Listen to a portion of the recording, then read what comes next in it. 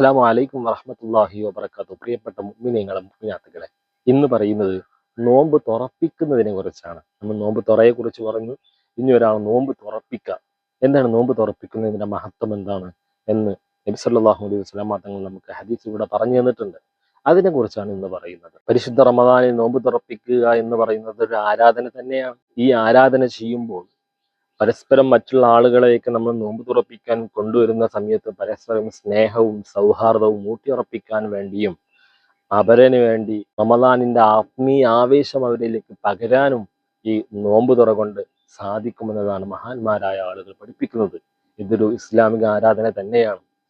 ഇത് ഒരാള് നോമ്പ് തുറപ്പിച്ചു കഴിഞ്ഞാൽ അതിന്റെ പവറും പറയുന്നുണ്ട്. മുത്തനബി സല്ലല്ലാഹു അലൈഹി വസല്ലം തങ്ങൾ വിശദീകരിക്കുന്നുണ്ട്.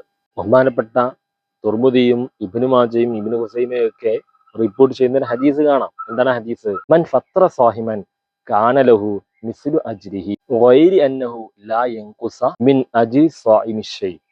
ഈ ഹദീസിലൂടെ എന്താണ് പറയുന്നത്?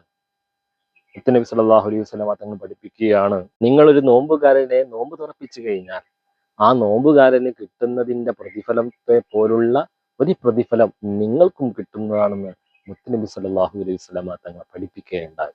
നബി സല്ലല്ലാഹു അലൈഹി വസല്ലം തങ്ങൾ പറഞ്ഞു, നിങ്ങൾ ഒരു ഹജ്ജിന് പോകുന്ന ഒരാള്, അദ്ദേഹത്തെ നിങ്ങൾ ഒരുക്കി അയച്ചു, നിങ്ങൾ ഹജ്ജിന് പോകാൻ വേണ്ടി യാത്ര അയച്ചു. അതുപോലെ അള്ളാഹുവിന്റെ ദീനിന് വേണ്ടി യുദ്ധം ചെയ്യുന്ന ഒരാള്, ഒരു യോദ്ധാവ്, അദ്ദേഹത്തെ ഒരുക്കി നിങ്ങളെ നാട്ടിൽ നിങ്ങൾ പറഞ്ഞയച്ചു. എന്നിട്ട് അദ്ദേഹത്തിന്റെ വീട്ടിലുള്ള കാര്യങ്ങൾ, അദ്ദേഹത്തിന്റെ കുടുംബത്തിന്റെ കാര്യങ്ങൾ എല്ലാം നിങ്ങൾ നോക്കുകയാണെങ്കിൽ അദ്ദേഹം ആ പോയ കർമ്മത്തിന് കിട്ടുന്ന പ്രതിഫലം, അതുപോലത്തെ ഒരു പ്രതിഫലം നിങ്ങൾക്കും കിട്ടുമെന്ന് നബി സല്ലല്ലാഹു അലൈഹി വസല്ലം തങ്ങൾ പഠിപ്പിക്കുകയുണ്ടായി. ഇതിലെ ഹദീസ് കാണാം. നബി സല്ലല്ലാഹു അലൈഹി വസല്ലം തങ്ങൾ പറഞ്ഞു, നിങ്ങൾ ഒരു നോമ്പുകാരനെ നിങ്ങൾ നോമ്പ് തുറപ്പിച്ചു. എങ്ങനെയാണ്? ഹലാലായ അന്നപാനീയങ്ങൾ കൊണ്ടാണ്.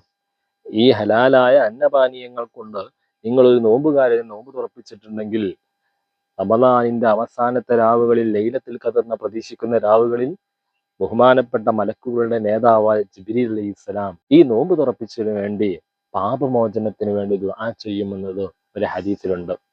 അപ്പൊ ഇത്രയും പവറാണ് ഒരാളെ നിങ്ങൾ നോമ്പ് തുറപ്പിച്ചിട്ടുണ്ട്. സൽമാൻ റളിയല്ലാഹു അൻഹു റിപ്പോർട്ട് ചെയ്യുന്ന ഒരു ഹദീസ് ഉണ്ട്.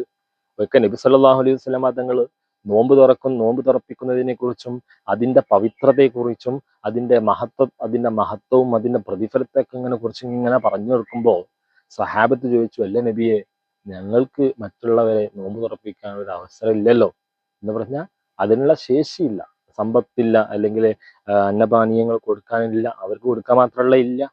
അപ്പൊ നമ്മൾ എന്ത് ചെയ്യണം നബിയെ? നമുക്ക് അതിന്റെ കൂലിയൊന്നും കിട്ടില്ലല്ലോ എന്ന് സല്ലല്ലാഹു അലൈഹി വസല്ലമ തങ്ങളോട് ഈ സഹാബത്ത് ചോദിച്ചപ്പോ നബി തങ്ങൾ പറഞ്ഞു, സഹാബത്തെ, നിങ്ങൾ ഒരുപാട് ഭക്ഷണം വെച്ച് കൊടുക്കണം എന്നല്ല അതിന്റെ അർത്ഥം. നിങ്ങൾ നോമ്പ് തുറപ്പിക്കുക എന്ന് പറഞ്ഞാൽ ഒരു കാരക്കയുടെ ചീള് കൊടുത്തെങ്കിലും നിങ്ങൾ എന്ത് ചെയ്യണം? ഒരു നോമ്പുകാരനെ നോമ്പ് തുറപ്പിക്കണം. അല്ലെങ്കിൽ നിങ്ങൾക്ക് പാലുണ്ടാവല്ലോ, ഒട്ടകങ്ങളൊക്കെ ഉണ്ടായിരുന്ന കാലമായിരുന്നല്ലോ അന്ന്. അപ്പൊ നബി തങ്ങൾ പറഞ്ഞു, നിങ്ങൾ അതിന്റെ ഒട്ടകത്തിന്റെ പാല് കൊടുത്തിട്ടാണെങ്കിലും അല്ലെങ്കിൽ വെള്ളം കൊടുത്തിട്ടാണെങ്കിലും നിങ്ങൾ ഒരു നോമ്പുകാരനെ നോമ്പ് തുറപ്പിക്കുക.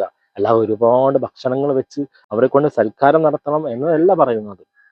നിങ്ങൾ കാരക്ക കൊണ്ടോ അല്ലെങ്കിൽ പാല് കൊണ്ടോ വെള്ളം കൊണ്ടോ നിങ്ങൾ ഒരു നോമ്പുകാരനെ നോമ്പ് തുറപ്പിക്കുക, എന്നാൽ നിങ്ങൾക്കും ഇതുപോലത്തെ കൂലി കിട്ടും എന്ന് നബി സല്ലല്ലാഹു അലൈഹി വസല്ലം തങ്ങൾ സഹാബത്തിനോട് പഠിപ്പിച്ചു കൊടുക്കുകയാണ്. അപ്പൊ അത്രയും വലിയ പവർ ഉണ്ട്. ആ ഒരു പവർ നമുക്ക് കിട്ടണമെങ്കിൽ നമ്മൾ എന്ത് ചെയ്യണം? നമ്മുടെ കൂട്ടുകാരെയോ നമ്മുടെ അയൽവാസിയെയോ നമ്മുടെ കുടുംബക്കാരെയോ ഒക്കെ എന്ത് ചെയ്യുക? ഓരോരുത്തരെ വിളിച്ചിട്ട് എന്ത് ചെയ്യുക? നോമ്പ് തുറപ്പിക്കുക. അള്ളാഹു തൗഫീഖ് ചെയ്യട്ടെ ഇൻഷാ അല്ലാഹ്. അപ്പോ ഈ പരിശുദ്ധ റമദാനിൽ ആരെങ്കിലും നമ്മൾ എന്ത് ചെയ്യാം? നോമ്പ് തുറപ്പിക്കണം. അള്ളാഹു അതിനുള്ള തൗഫീഖ് നൽകട്ടെ.